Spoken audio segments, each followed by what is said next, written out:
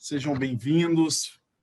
Prazer enorme para nós da Etmos Investimentos receber cada um de vocês nessa tarde para a gente bater um papo. Prazer enorme ter você aqui, Fernando, mais uma vez, para a gente conversar um pouquinho. Obrigado pelo seu tempo, obrigado a XP aí, como sempre, pelo carinho para com o nosso escritório. E assim, creio que não haveria um momento mais oportuno e bastante coisa aconteceu, né? Exatamente. Então, assim, se a gente tivesse programado, não daria tão certo, né? Então, um momento extremamente oportuno para a gente poder falar com os nossos clientes. Nós ficamos ainda mais felizes de saber que nós vamos ter um estrategista-chefe que escreveu uma matéria discordando de um monte de gente, dizendo, olha, não é bem por aí, vamos com calma, pé no chão. E hoje, agora há pouco, a XP solta uma reportagem também dizendo em linha do que você falou. Então, tem muita coisa interessante aí para a gente analisar, pensar, né, e ver direitinho como é que nós vamos tomar as nossas decisões para 2021. Então, muito boa noite a todos. Fernando, suas considerações iniciais, fique à vontade, prazer enorme ter você aqui. E vamos lá, você prefere falando, dar uma introdução e depois a gente parte para as perguntas. Enquanto isso, eu vou pedindo aos clientes que fiquem bem à vontade para escrever aí no chat, colocando suas perguntas, suas dúvidas, e na medida do possível nós vamos tentar transferir aqui para o Fernando e sugar tudo que a gente puder dele essa noite aqui. Tá bom? Fernando, fique à vontade, por favor. Bem, Kenny, eu prefiro que eu ponho o headphone. Fique à vontade, o que você... Eu vou te dando um toque aqui se estiver falhando alguma coisa. Ficou assim ficou melhor para você? Beleza. Vamos lá. Querem que eu comece algum tópico específico ou vamos começar com... Eu acho que é bom a gente partir do internacional para depois a gente vir aqui para o Brasil. O que você acha? Pode ser assim? Tá bom, vamos lá. Que a gente tem muita coisa lá fora acontecendo e aí o também, Brasil é o que não falta de assunto, né? Então, a gente tem muita pergunta sobre o Brasil também para a gente falar. Temos perguntas aqui para te fazer com relação à inflação nos Estados Unidos, como é que a gente está vendo isso daí, como é que a gente deve se preparar com relação a isso, as questões todas aqui no Brasil, política, Petrobras, energia elétrica e tudo mais aí que a gente tem aí pela frente, e como é que a gente pode ser o máximo possível úteis aos nossos clientes aqui nesse ano tão promissor, mas tão desafiador também, né? Ótimo. Vamos lá. Bom, então vamos começar a bater um papo aqui, e quanto mais informal a gente fizer, mais em formato de bate-papo, acho melhor, né? Então, mais perguntas para vocês mandarem, etc., acho que fica melhor o bate-papo. Mas acho que, para começar, assim, a mensagem principal do cenário internacional é uma mensagem positiva, né? A gente está num ano de recuperação econômica no mundo inteiro, a gente está num ano que a vacinação tem acelerado rapidamente, né? Então a reabertura econômica vai acontecer e está acontecendo já está em curso. Essa recuperação econômica ela vai suportar um grande crescimento para as empresas, né, que foram muito afetadas no ano passado. Então é um ano positivo do ponto de vista, né, de recuperação das economias, recuperação do crescimento. Mas, além disso, é um ano que os governos ainda têm muito medo de tirar os estímulos que foram dados ano passado, porque ela é uma recuperação bastante desigual, né? A gente vê setores que foram muito bem durante a pandemia e setores que foram muito mal, né? Então, os setores que mais empregam, que são os setores de serviços, ainda estão numa situação bastante delicada, né? Por isso que o nível de desemprego é tão alto, por isso que essa recuperação, muito economista chama de uma recuperação em K, né? Ou seja, tem setores que foram lá para cima, os setores mais ligados à tecnologia e setores que... Então, do ponto de vista dos governos, os governos eles não veem essa recuperação econômica como algo que, olha, já podemos tirar os estímulos e vamos voltar a subir juros, vamos parar os estímulos. Não, muito pelo contrário. Eles olham o desemprego lá em cima, olham o setor de serviços ainda muito impactado, várias empresas pequenas fechando as portas. E a visão dos governos é, olha, precisamos continuar dando estímulos, né, para as economias. Ano passado, a gente teve coisa de 20 trilhões de dólares sendo injetado nas economias no mundo todo. Esse ano você vai ter entre 5 a 8 trilhões adicionais aos 20 que foram injetados no ano passado, tanto em impressão de moeda, né, via os bancos centrais, ou via dívida nova mesmo, né, que os governos tomam, né, políticas fiscais, então tanto política fiscal monetária agindo, né, para recuperar o crescimento no mundo. Então, é um cenário que a liquidez global vai continuar bastante excessiva, né? Assim, só para dar um dado interessante para vocês, de todos os dólares em circulação no mundo, mais ou menos 30% desses dólares foram emitidos ano passado. Ou seja, em um ano, a gente imprimiu nos Estados Unidos, né, imprimiu 30% de todos os dólares em circulação no mundo até hoje. Então, assim, é muito dinheiro, né, novo que foi injetado. E esse dinheiro não vai embora, esse dinheiro continua por aí, nas economias, nos mercados, enfim. E aí o que tem, qual que é o efeito disso, né, de você ter uma recuperação econômica em curso, com muita liquidez, muito dinheiro barato no mundo, é que está todo mundo correndo para fora do dinheiro, né? Então, esse movimento de sair da renda fixa, sair de caixa, investir em ativos, ele está acontecendo no mundo inteiro, né? Então, a gente está vendo os ativos que a gente chama de ativos reais subindo bastante de preço. O que são os ativos reais? Basicamente, os ativos que os bancos centrais não conseguem imprimir, né? Então, aqui a gente está falando das ações, que ações você está comprando um pedaço de uma empresa, né? Então, você está participando do patrimônio daquela empresa. Imóveis, né? O preço de imóveis no mundo inteiro, imóveis e terras tem subido. Você consegue investir em imóveis, né, via fundos imobiliários, fundos de terra. Então, hoje em dia, você consegue participar dessa alta de imóvel mesmo na bolsa, né, investindo em fundos imobiliários, e preços de imóveis no mundo todo têm subido. Commodities, né? Então a gente vê o preço do petróleo, o preço da soja, do milho, do boi, do minério de ferro, aço, assim, todas as commodities subindo muito forte de preço, por conta, né, desse cenário que eu descrevi. Isso está impactando a nossa inflação e está começando a impactar a inflação no mundo todo. Mas para um país como o Brasil, que tem uma vocação grande em commodities, a nossa balança comercial é basicamente exportação de commodities, isso é positivo, esse cenário é positivo para o Brasil.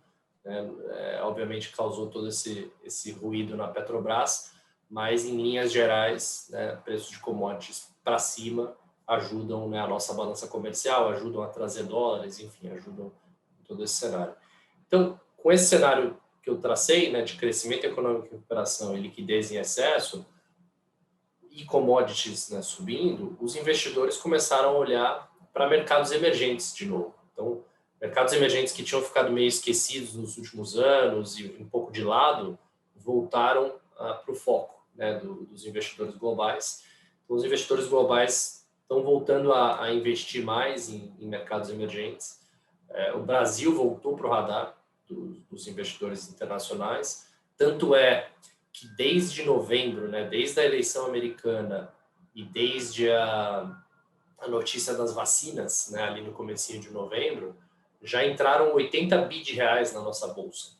Tinha saído quase 80 bi, um pouco menos, e já entrou 80, ou seja, a gente já está até acima do nível pré-pandemia, né, em termos de fluxo de investidor estrangeiro. E o que a gente vinha falando, até a gente escreveu no nosso Year Ahead, né, aquele relatório de cenário para 2021, que a gente soltou em dezembro, a gente falou, olha, o Brasil só não pode perder essa oportunidade, porque é um cenário muito positivo lá fora, né, um cenário de liquidez e crescimento e recuperação, mercados emergentes voltando para o radar. Então, assim, o Brasil, fazendo o dever de casa mínimo, o Brasil vai se beneficiar desse cenário. Então, esse aumento de interferência política e esses ruídos recentes, eles, sem dúvida nenhuma, preocupam, porque se num momento como esse o Brasil perde a oportunidade, a gente vai ficar de novo, né, deixar um bonde passar, né, lá fora, e vai ficar anos até conseguir recuperar a credibilidade, porque esses ciclos positivos eles não vêm toda hora, né, como vocês sabem. é algo que não acontece todos os anos. Então, o cenário ele é bastante favorável, né? Um cenário que a gente está super construtivo. Obviamente, tem vários riscos que a gente pode discutir, né? No cenário, a gente pode explorar um pouco mais, mas, em linhas gerais, é um cenário construtivo lá fora, assim. Como diria um diplomata brasileiro, Roberto Campos, ele diria o seguinte: o Brasil não perde a oportunidade de perder uma oportunidade. Então, assim, a gente está com commodities altos, a gente tem aí um dólar alto, a inflação tem aí as suas dificuldades, né? Tem saído aí um pouquinho, sido pressionada, e aí eu vou em linha ali também com a pergunta do Eduardo Kolbe, que foi exatamente no que a gente abriu aqui a nossa conversa, né? Nós estamos tendo muita injeção de capital ao redor do mundo, muita injeção de recursos. Aí, como você comentou, um dado assustador: 30% dos dólares, né, toda a história foram impressos e injetados na economia só o ano passado. Isso é uma coisa assim surreal. E aí vem o ponto, Fernando: qual é essa pressão para a inflação, por exemplo, nos Estados Unidos, onde o Fed tem dito que ele não vai mexer nesse guidance e nessa alta de juros até 2023, né? Muito dinheiro sendo impresso.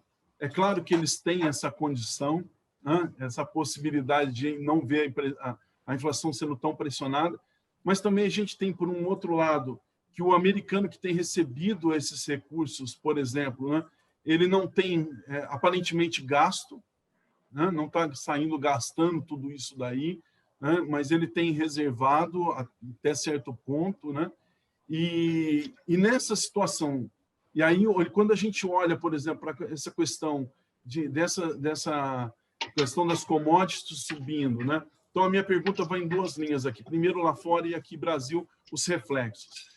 Essa alta de commodities, toda essa pressão, o GPM subindo aí, batendo aí a 30%, como foi aqui o ano passado, né? Quão preocupado nós devemos estar como brasileiros, como investidores, como assessores e como éticos investimentos, para a gente poder orientar os nossos clientes corretamente, seguindo a orientação aí da XP e sua como estrategista CF? Quão preocupado nós devemos estar com relação a essas pressões inflacionárias aí para esse ano, para os próximos anos? Por favor. Perfeito. Falando um pouco sobre riscos, que esse é o principal risco de todos, né, do cenário que eu tracei, que é a volta da inflação. Porque o cenário de excesso de liquidez, né, e tanto dinheiro sendo impresso, como você bem mencionou, é um cenário que, assim, a gente conhece bem, né? A gente lembra bem esse cenário durante os anos 80 e começo dos anos 90, o potencial efeito inflacionário que isso tem, né? E o mundo esqueceu da inflação, né? Não existe inflação no mundo há mais de uma década, né? Então, desde 2008 que se experimentou esse novo modelo econômico de injeção de dinheiro novo no mercado, e mesmo assim a inflação não voltou. Então, tem muito economista que diz que, olha, pode imprimir dinheiro à vontade porque a inflação morreu. E isso é perigoso, né? Isso é bastante perigoso, porque a gente sabe que a inflação, uma vez que ela começa a voltar, é difícil parar. E aí, para parar essa inflação, os bancos centrais vão ter que subir juros, vão ter que tirar esse dinheiro extra de circulação, enfim, e o mercado não está preparado para isso, né? Sem dúvida nenhuma. Até o Howard Marks, né, que é um dos maiores investidores no mundo, né, a gente tem fundos dele disponíveis, né, os fundos da Oaktree, que estão na nossa plataforma. Ele falou recentemente que a volta da inflação é o principal risco que ele vê para os mercados. E eu concordo, porque os mercados realmente não estão preparados para um choque inflacionário. No Brasil, a gente está vendo essa inflação voltar, né, bem mais rápido do que lá fora. O Brasil tem uma situação que a gente tem um passado inflacionário, né, muito maior do que lá fora. As estimativas, né, de queda de PIB de 8%, 9%, 10% ano passado acabaram assustando demais o governo.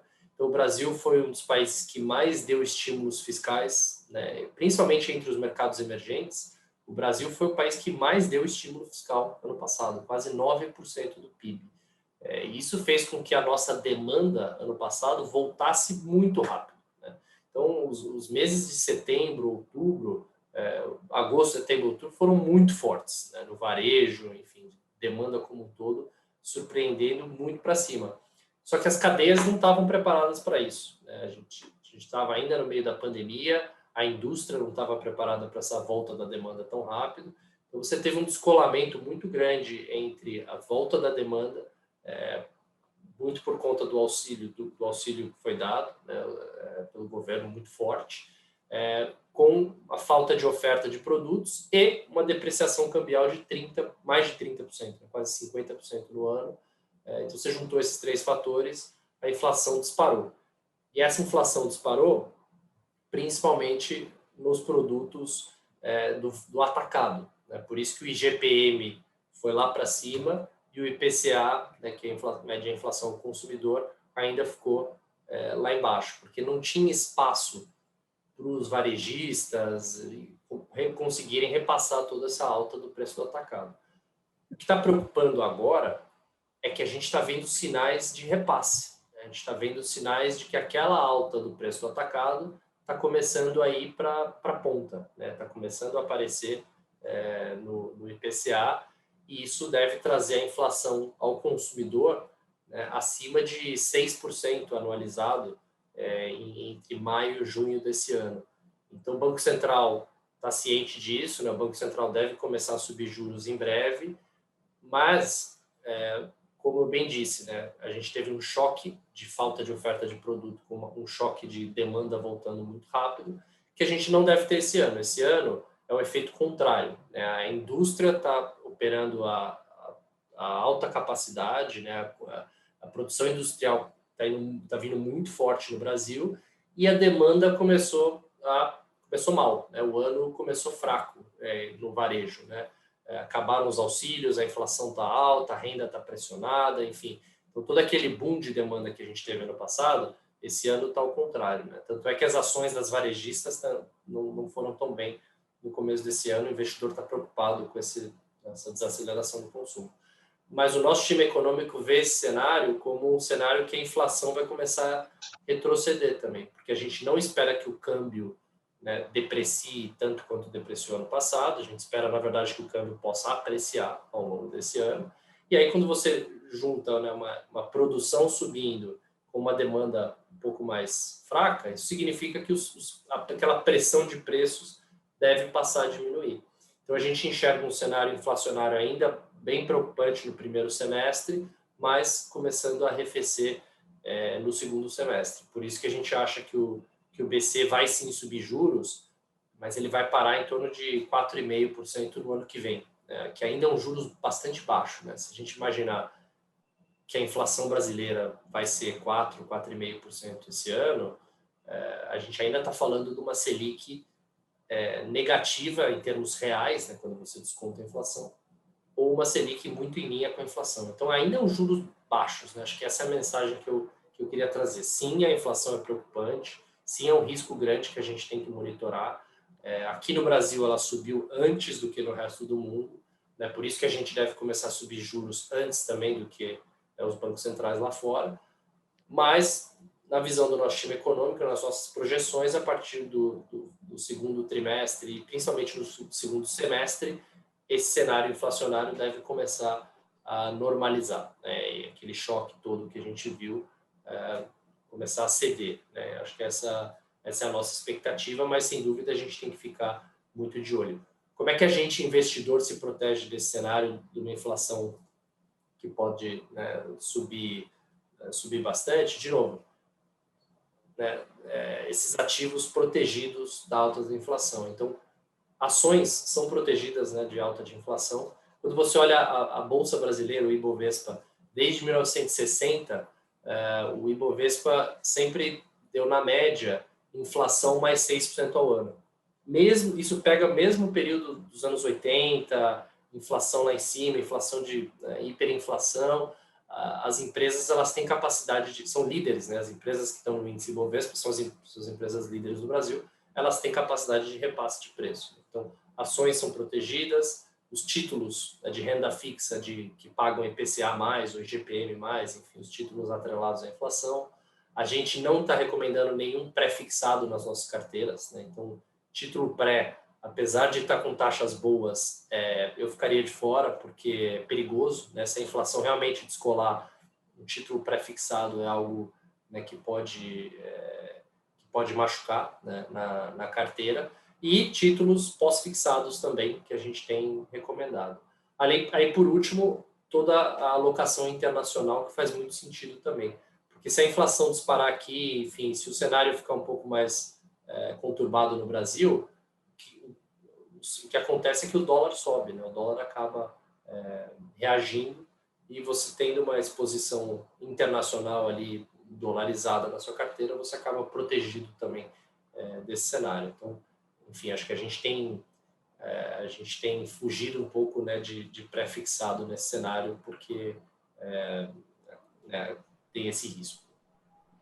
E eu quero só recordar aos nossos clientes que fiquem bem à vontade aí no chat para mandar suas perguntas, viu? Mas eu queria colocar aqui para você, Fernando, uma situação que você acabou entrando e passa a ser muito relevante para a gente entender um pouquinho. Você falou um pouco de um câmbio apreciado. A gente tem aí, vou usar as palavras da ex-presidente Dilma, né, uma tsunami de dólares entrando para todo lado aí, né? E dentro dessa situação toda, esse dinheiro precisa ir para algum lugar, né? Você comentou, por exemplo, que aqui o Brasil recebeu 80 bilhões desde o final do ano passado, de novembro até agora, né? Então, isso é muito interessante, e aí nos leva a uma outra questão.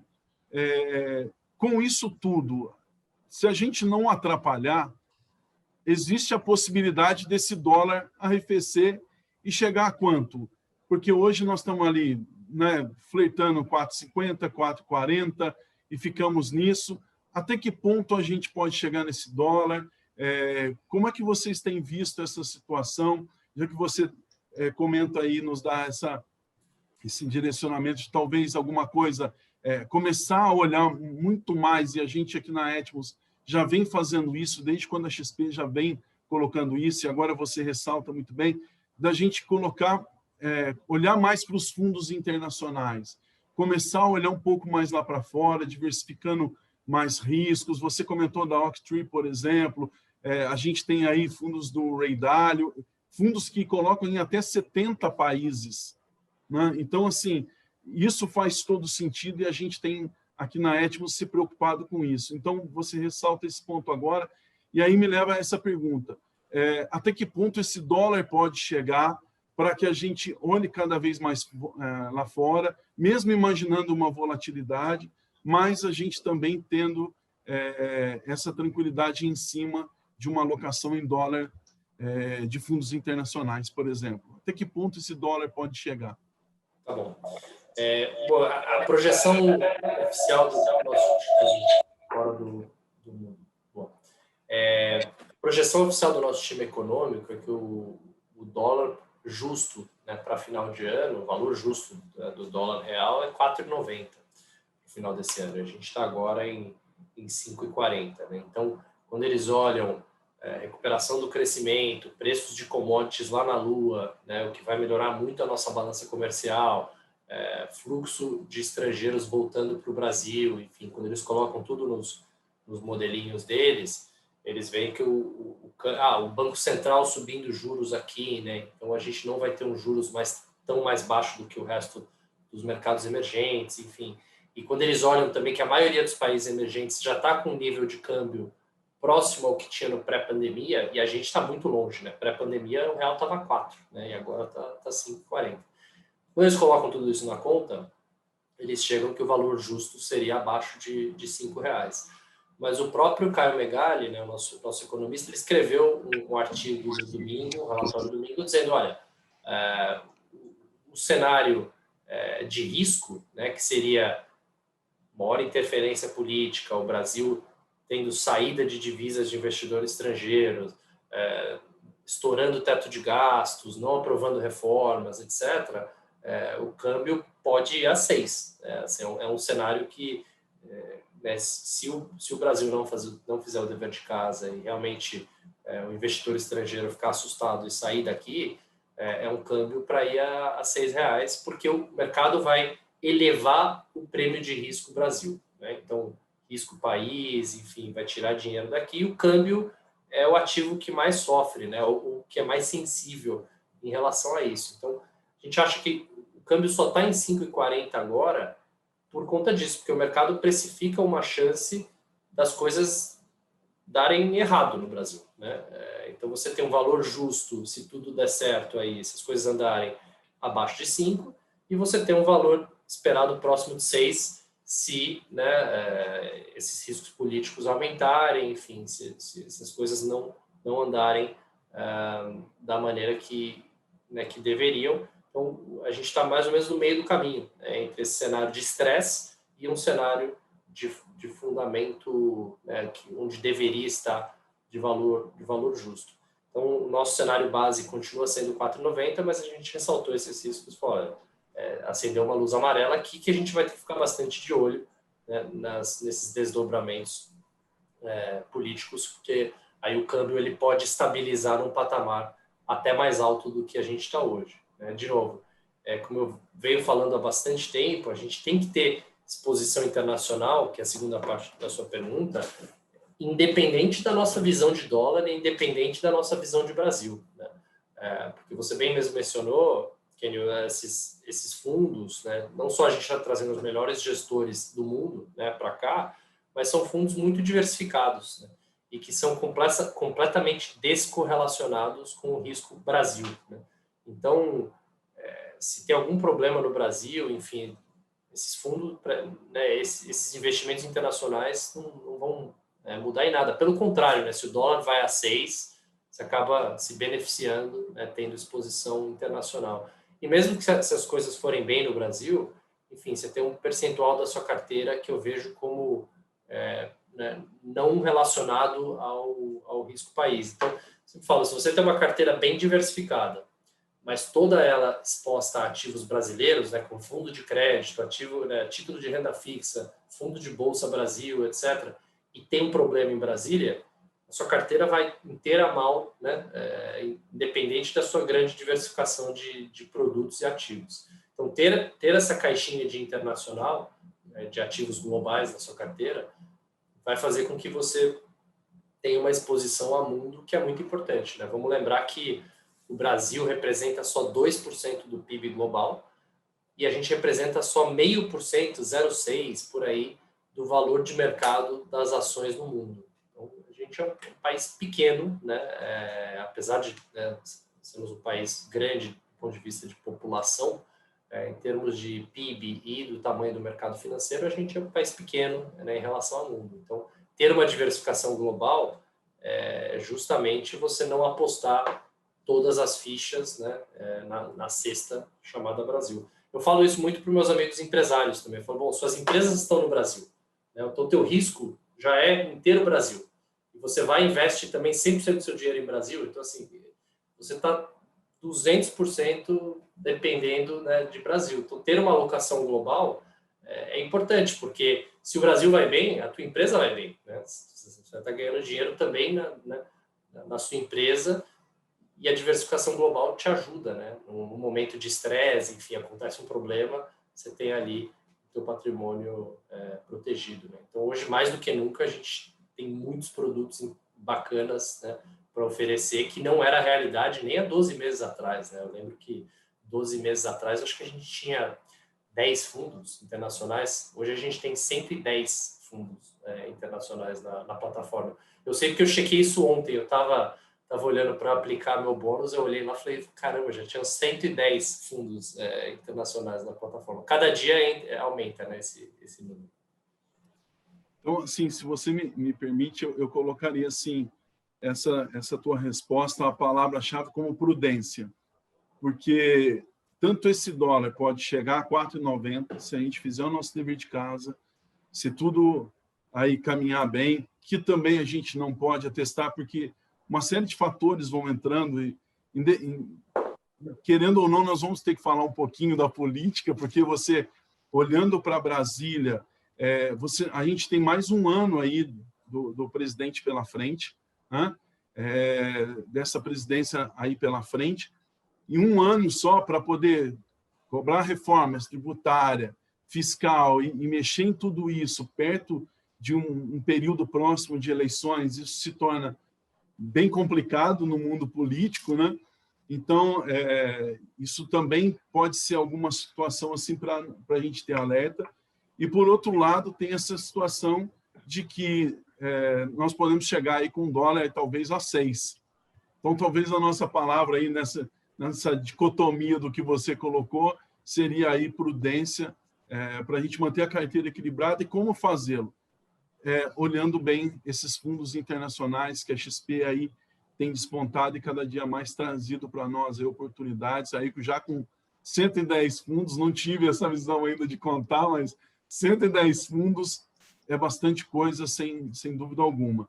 E aí, eu queria voltar aqui um pouquinho, Fernando, porque o Daniel Mesquita, ele colocou aqui que não ficou muito claro a questão do posicionamento em títulos pós-fixados. Se você poderia esclarecer um pouquinho mais por que tem sido recomendada essa situação mais dos pós-fixados agora.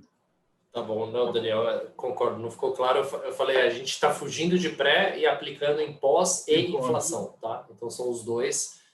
O pós muito mais ligado ao teu caixa, né? Então aquele dinheiro que você vai precisar nos próximos 3 a 6 meses, né? Então o que a gente chama da reserva de emergência, aquela liquidez de curto prazo, aplicado em pós, né? Não só em DI, mas, enfim, fundos de liquidez diária, enfim, tem uma série de opções interessantes, né, de produtos CDBs, pagando, né, um prêmio grande em relação ao DI, enfim, então tem várias opções interessantes de pós, mas naquela parcela de caixa da sua carteira, mais ou menos percentual, numa carteira moderada, dá mais ou menos uns 20, 25%, né, da carteira em pós, mas isso obviamente depende muito do perfil de risco e da necessidade de liquidez de cada um.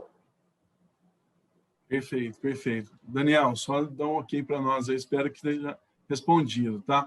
Uma pergunta aqui do Railson Loures, obrigado a todos vocês que estão nos mandando as perguntas, fiquem muito à vontade. Com as intervenções em curso aqui, o aumento de todas essas visões agora, mais recursos aí que poderão vir, né, para a população, né? Qual a probabilidade que vocês estão vendo? O mercado está precificando essa possível saída do Paulo Guedes, até quando ele vai aguentar isso, olhando, por exemplo, que o presidente da Petrobras, o ex-presidente da Petrobras, era muito ligado a ele, esse já agora não. Então, assim, até que ponto toda essa questão política pode interferir nisso e o Paulo Guedes eventualmente não aguentando ali, não querendo mais, o mercado já está precificado para isso ou não, e aí pode ser como num dia lá da saída do Moro, e como é que fica essa situação toda?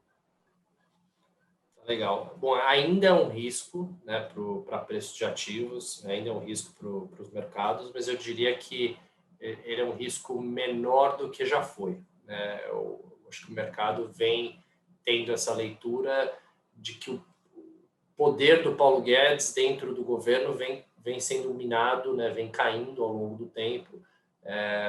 Então, assim, acho que a grande dúvida que o mercado teria caso ele saísse seria qual o rumo da agenda econômica e quem que vai ali assumir o lugar dele. Porque caso venha alguém do próprio time econômico que veio junto com ele, que mantenha, né, o arcabouço fiscal e mantenha o mínimo foco ali de respeito de teto de gastos, etc., mesmo que não haja grandes reformas no cenário, não acho que seria um cenário tão ruim quanto se ele tivesse saído ano passado, né? Eu acho que o mercado já tem uma, não diria expectativa, né? Eu acho que não é a palavra, mas eu diria que a probabilidade implícita ela aumentou, né, ao longo dos últimos 6 meses.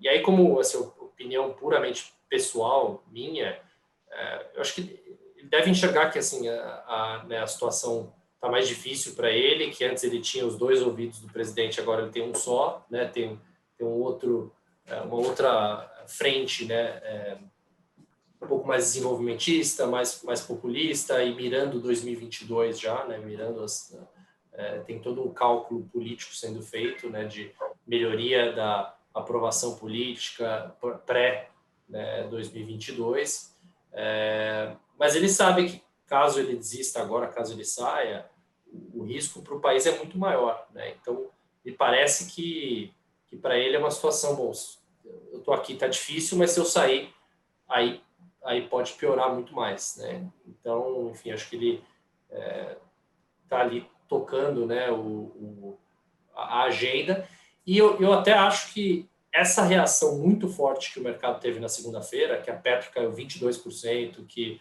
o câmbio foi lá para cima, o CDI, né, a curva futura de juros abriu para caramba, risco país foi lá em cima, ela ajuda, né, porque ela acende uma grande luz amarela em Brasília, até uma luz vermelha, né, e você viu que desde então o governo já anunciou uma série de medidas para tentar acalmar o mercado, né? Então já fizeram uma série de pronunciamentos que a política de preços da Petrobras não vai mudar, já vieram com a MP de desestatização, de privatização da Eletrobras, enviaram a PEC emergencial para o Congresso e disseram que não vão quebrar a PEC em duas, enfim, uma série de medidas foram anunciadas, né, porque caso o mercado tivesse reagido pouco, você corre o risco desse, né, desse teste que o Bolsonaro tem feito e aumentando, enfim, e aí né, a corda estourar lá na frente. Então, o fato é que essa reação foi muito forte acabou trazendo, de novo, o governo um pouco mais para o centro, um pouco mais para a linha de que, olha, precisamos avançar na agenda econômica, precisamos avançar nas reformas e privatizações, e é isso que a gente tem visto ao longo dos últimos dias, né? Então, me parece que é esse teste, né, esse estica e puxa que tá acontecendo em Brasília. Agora, a gente não tem dúvida que daqui para frente, cada vez mais, esse 2022 vai ganhando força, né? Então, quanto mais a gente se aproxima das eleições, mais difícil vai ser aprovar medidas duras, mais difícil vai ser aprovar reformas, porque as reformas sempre tiram benefícios, né, de alguns setores da economia.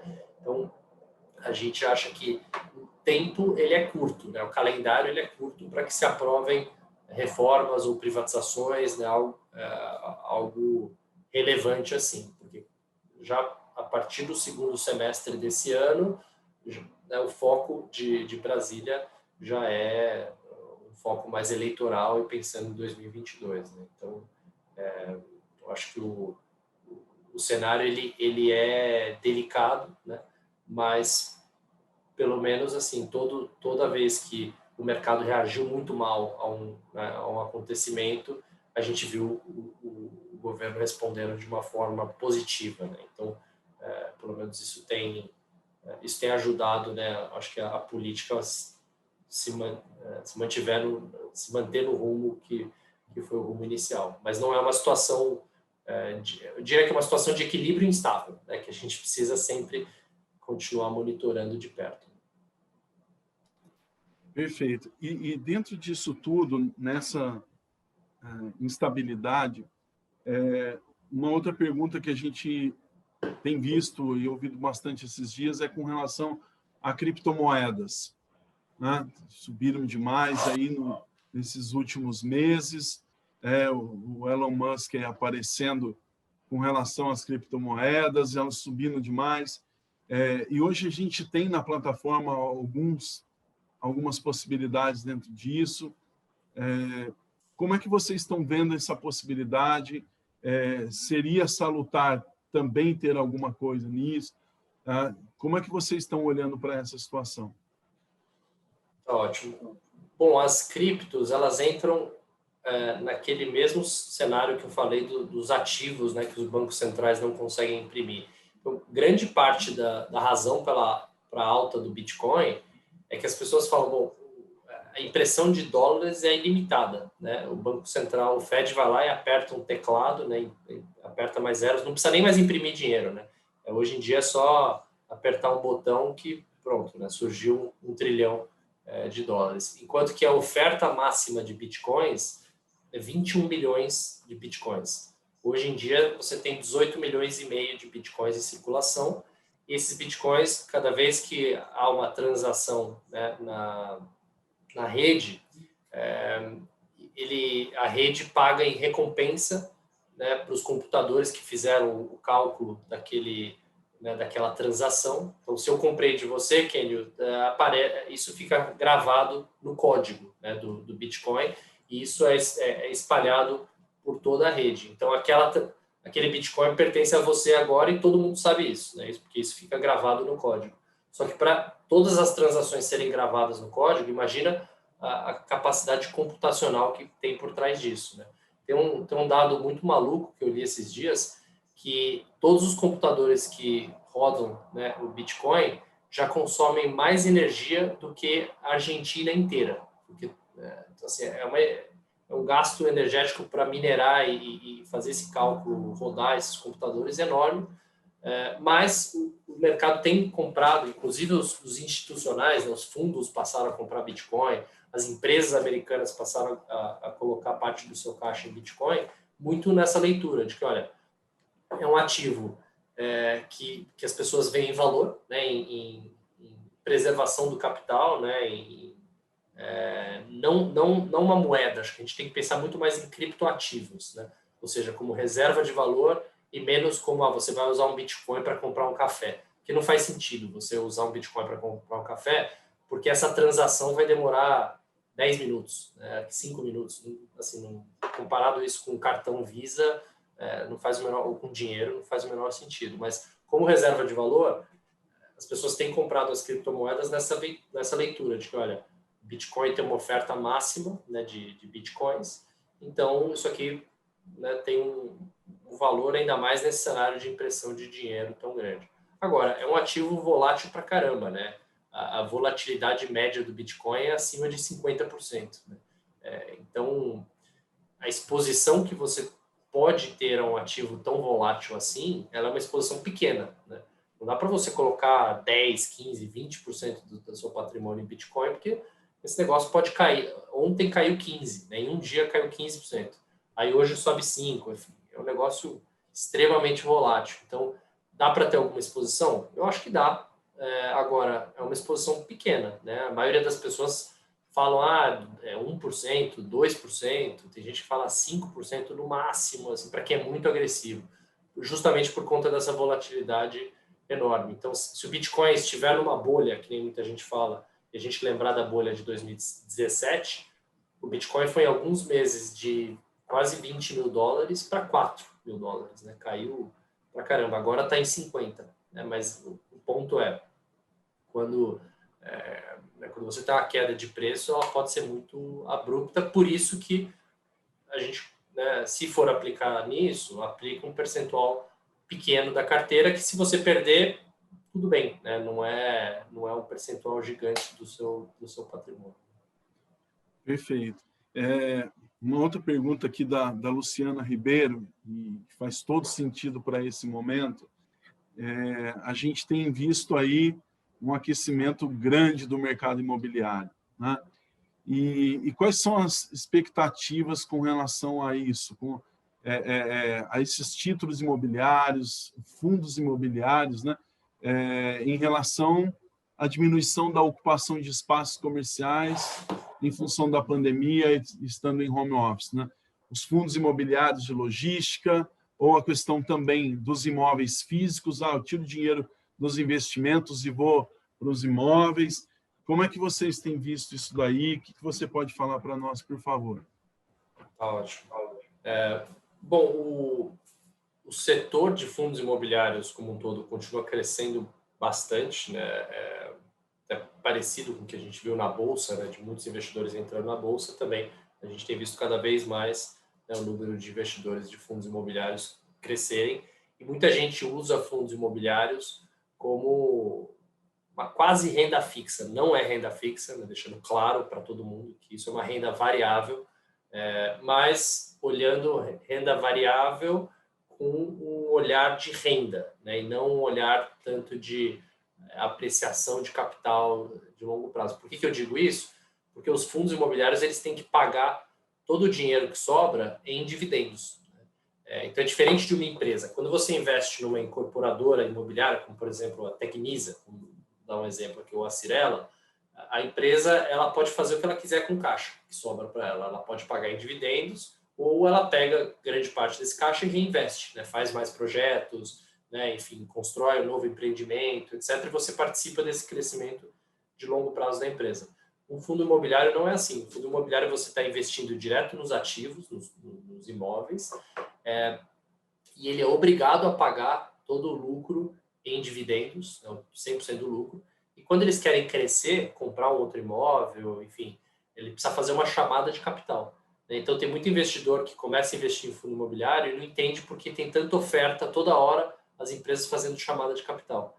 Porque é diferente de uma empresa. Quando você investe em uma empresa, ela pode manter esse caixa para reinvestir. No fundo imobiliário, não. Ele precisa fazer novas chamadas de capital para conseguir crescer. Agora, você tem o benefício fiscal, né, do dividendo ainda não ser tributado, digo ainda porque não se sabe, né, com a reforma tributária se vai continuar sendo ou não, mas por enquanto ainda né, você ainda tem esse benefício fiscal do dividendo, que você não tem no aluguel, né, caso você compre um imóvel né, físico e alugue, você não tem esse benefício fiscal que o fundo imobiliário te dá. Além disso, a liquidez de um fundo imobiliário é infinitamente maior, né, do que um imóvel físico, então você pode se desfazer em alguns minutos na bolsa, enquanto vai demorar meses para você conseguir vender no preço que você quer. Obviamente, você sempre consegue se desfazer do imóvel físico, mas se você quiser vender rápido, vai ter que baixar o preço. Então, a liquidez e o benefício fiscal fazem com que o investimento em fundo imobiliário faça muito sentido.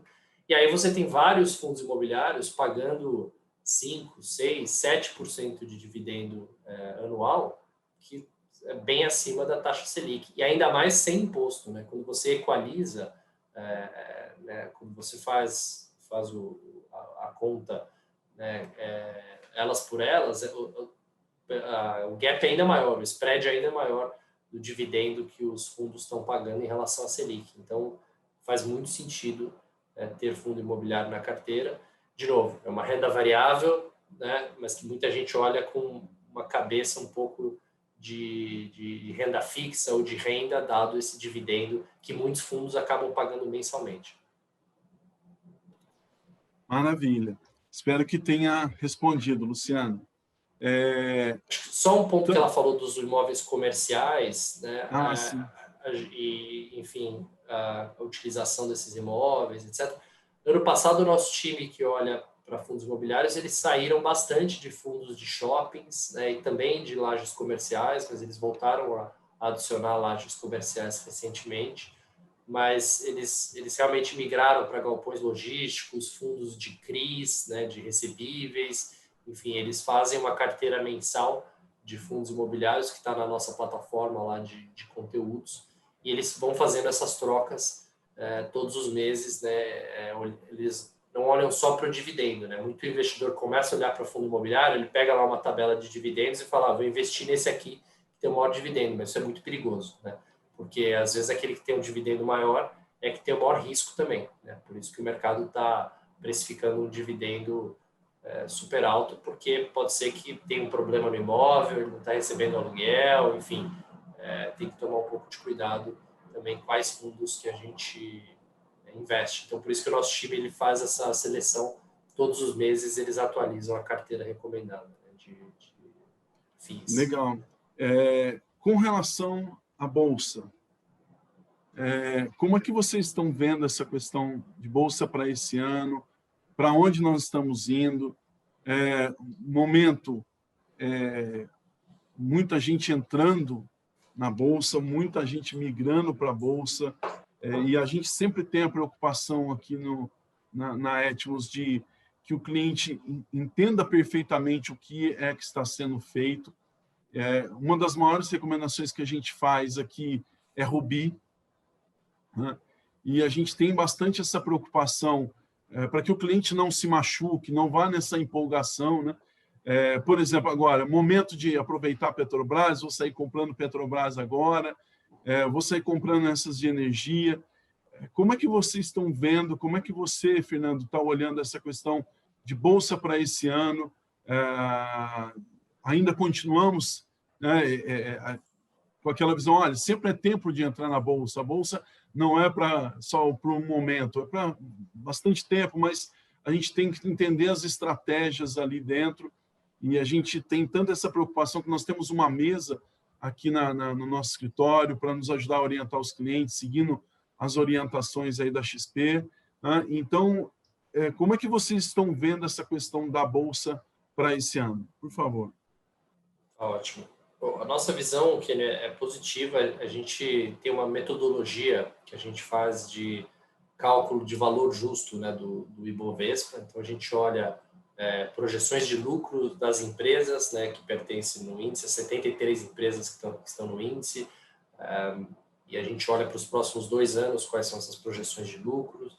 Enfim, a gente tem algumas metodologias de cálculo, né, que a gente faz para calcular qual o valor justo, né, do índice Ibovespa. Então, nas nossas contas, esse valor justo é 135 mil pontos no final desse ano. A gente está em 115 agora, né? A gente estava 120 antes dessa derrocada da Petro. Agora voltamos para 115, mas o valor justo ainda tem aí quase 20%, né, de potencial de valorização dos níveis atuais. Então, quando você compara com a Selic, né, a 2, você fala, vou vender a casa e comprar a bolsa, né? Mas é exatamente esse cuidado que você bem mencionou que a gente precisa ter, né? Sim, a bolsa tem um potencial de valorização interessante, e o que é mais interessante da bolsa esse ano, que a gente vai ir no próximo ano também, 2022, que a gente está num cenário de recuperação de lucros muito fortes das empresas. Então, ano passado, o lucro das empresas despencou, né, por conta da pandemia e do lockdown. Esse ano, o lucro da Bolsa deve mais do que dobrar em relação ao ano passado, mas também a gente está vindo de uma base super baixa de lucros, mas a gente deve ter uma recuperação de lucros muito forte. E no médio prazo, a única coisa que importa para definir o preço de uma ação é o lucro que aquela empresa gera, né? O lucro e obviamente, o fluxo de caixa que ela gera. Essas notícias de curto prazo, de política, de Brasília, dos juros, etc., impactam nas ações no curto prazo, mas no médio e longo prazo, o driver mais importante para preços de ação disparado é o lucro que aquelas empresas geram. Tanto é que tem muito investidor, na maioria dos gestores, dos grandes gestores de fundos, né, de ações, que nem olha muito para o cenário macro, né? Eles ficam o dia inteiro olhando a empresa, analisando a empresa, falando com a gestão, né, da companhia, olhando o setor, enfim, porque eles querem realmente investir naquelas empresas que têm um melhor potencial de lucros nos próximos anos. Então, como a gente está nesse cenário de recuperação de lucro em 2021, 2022, isso é muito positivo para o valor das ações, né? Porque isso significa que a bolsa pode continuar subindo de preço sem ficar mais cara, né? O que aconteceu ano passado, quando o lucro despenca e o preço das ações sobem, a bolsa fica mais cara, né? Porque o mercado está precificando um cenário melhor lá na frente. E esse cenário é o que está acontecendo agora. Então, esse ano a gente pode, né, ter uma alta da bolsa, sem necessariamente a bolsa ficar extremamente cara de se investir. Então, a gente gosta, a gente olha setores, né, aqui para investir, tanto os setores que estão indo bem, né, os setores que estão passando por um bom momento, como, por exemplo, o setor de commodities, né, que a gente gosta bastante, mineração e siderurgia, setor de celulose, né, o setor de commodities. Petrobras estava na carteira até o mês passado, a gente felizmente tirou da carteira, né, na virada do mês, de janeiro para fevereiro, deu sorte, aí a gente reduziu a recomendação ao longo do mês, né, na Petro. Mas, enfim, commodities é um setor que a gente continua gostando de maneira geral, ex-Petro, né, tirando Pedro. A gente gosta do setor de consumo também, mas no setor de consumo a gente fez algumas alterações para investir nas empresas de consumo de ticket mais baixo, né? Então, por exemplo, a Lojas Americanas, que foi super bem agora com a junção, né, com a proposta de junção com a B2W, supermercados também com Pão de Açúcar, porque ano passado o que foi bem no consumo foi o varejo online e as empresas de ticket mais alto, como por exemplo a Via Varejo, né? Mas assim, muita gente já trocou de celular, já trocou de televisão ano passado com dinheiro, né, com R$600 que foi dado pelo governo, e a gente vê maior cautela nesse varejo de maior ticket esse ano, por isso que a gente fez essa troca para aquele varejo né, um pouco mais do dia a dia ali, né, ao invés daqueles produtos mais discricionários. E por último, a gente gosta de teses seculares de crescimento, né, como Redditor, como a B3, por exemplo, a própria Bolsa, né, que são teses de crescimento de longo prazo que a gente gosta bastante. Então, a gente está fazendo uma mescla na carteira. E tem também, faltou falar, as empresas que não recuperaram, né? Então, a gente faz aposta em empresas que ficaram lá para trás, que são boas empresas, bem geridas, mas que o preço das ações ainda está alargado. Como, por exemplo, o setor de real estate, o setor de imobiliário, na Bolsa, as ações ainda não recuperaram. O setor de shoppings ainda também, lá para trás. A própria Ambev, né, de bebidas, também a ação não recuperou. Então, a gente faz algumas apostas táticas nesses papéis que ficaram muito largados e que, caso a economia continue reabrindo ao longo desse ano, que esses papéis possam também fazer uma recuperação. Então, a gente mescla a nossa carteira de ações pensando nessas caixinhas, né? Tanto os setores que estão indo bem, que a gente continua gostando, mas também fazendo apostas naqueles que ficaram mais para trás. Perfeito. A gente tem mais uma pergunta aqui do Rubens Magalhães. Nesse cenário de volatilidade das moedas, né? Qual a sugestão ou comentário para que necessita comprar rotineiramente essa moeda, né? O euro, ele está falando especificamente aqui do euro e ele está querendo saber se eu entendi bem, viu, Rubens? Qual a sua sugestão e comentário especificamente com relação ao euro para quem precisa comprar rotineiramente essa moeda? Há recomendação de compra de moedas? Como é que você vê essa possibilidade? Assim, a gente não tem projeção específica sobre o euro, né? A gente ainda continua num cenário de dólar fraco no mundo, né? Dado toda essa impressão de moeda que os Estados Unidos têm feito, muito superior ao restante do mundo, mas é uma visão de dólar fraco com relação a outras moedas, né? Eu estou dizendo, que está um pouco sob júdice, porque os juros dos títulos americanos já começaram a subir bastante recentemente, né? O mercado começou a precificar uma alta de inflação lá na frente e os títulos americanos já passaram aí de 1,5% por título de 10 anos. Então, o dólar volta a ganhar força nesse cenário de que, olha, a diferencial de juros Estados Unidos versus Europa voltou a abrir para caramba, porque os títulos na Europa ainda estão pagando juros negativos, né, para o investidor, enquanto um título americano está pagando 1,5%, né, num título de 10 anos. Então, o investidor, alocador de capital, volta a olhar para os Estados Unidos, para a renda fixa americana, e isso traz dólares de volta para os Estados Unidos. Então, acho que a melhor recomendação que eu teria é comprar sempre, né, fazer um preço médio e não tentar acertar ali o principal momento, porque no longo prazo não é aí que a gente consegue ganhar dinheiro, né? Acho que todas as empresas que eu cobri ao longo da minha vida, nos quase 20 anos como analista de ações, eu sempre ouvia bastante isso das empresas, falando, olha, não é no hedge que eu ganho dinheiro, né? O hedge protege o meu business, a gente ganha dinheiro no business em si, e o hedge da moeda é muito mais como proteção, né? Então, enfim, acho que esses são os meus 2 centavos aí no tema. Maravilha. Quero muito agradecer a cada um dos nossos clientes que estiveram aqui, agradecer ao Marcos, a Renata, todo o nosso time ali que trabalhou para poder a gente ter essa reunião aqui, esse bate-papo muito legal, muito interessante. Quero agradecer a todos os assessores da Etmos, aí, a todos os nossos clientes em especial, por estarem aqui conosco, nos darem esse tempo nessa tarde, já à noite, né?